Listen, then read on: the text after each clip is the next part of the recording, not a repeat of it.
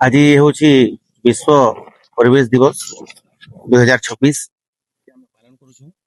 ଏହି ଅବସରରେ ଆମର ବିଭାଗ ତରଫରୁ ଆମକୁ ଟାର୍ଗେଟ ଦିଆଯାଇଥିଲା 1500 ଗଛ। ସେଥିପାଇଁ ଆମେ 5 ଦିନ ଜାଗା ନିରୂପଣ କଲୁ। ଆଉ ଗାତ ଖୋଳିବାର ସୁବିଧା ହେଉଥିଲା ବୋଲି ଆମେ ଜେସିବି ମାଧ୍ୟମରେ ଖାଲ କରିଛୁ। ଆଉ ଟ୍ୟାଙ୍କର ମାଧ୍ୟମରେ ପାଣି ଯୋଗାଇ ଆମେ ଗଛ ଲଗା ହେଉଛି। ଆଉ ଏହାକୁ ଆମେ ବର୍ଷା ଦିନ ଆସିବା ଆଗରୁ ଯଦି ମାତ୍ର 15 ଦିନ ଯଦି ବଞ୍ଚେଇ ପାରମା ତାହେଲେ ପୁରା ଅଞ୍ଚଳଟା ସବୁଜିମାରେ ପରିଣତ ହେଇଯିବ।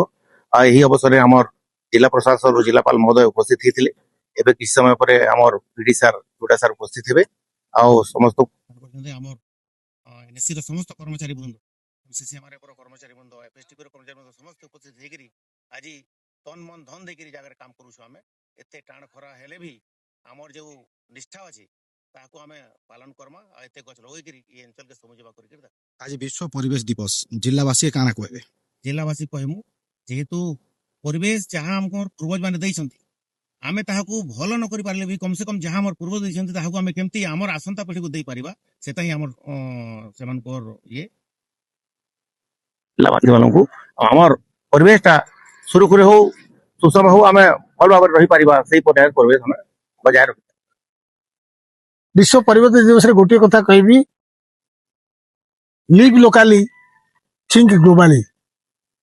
आंचलिक स्तर में आम रहा किंतु चिंता करबा विश्व स्तर में। से चिंतन आम विश्व स्तरीय हेले आम किसी उन्नति साधन कर जिला राज्य देश विश्व।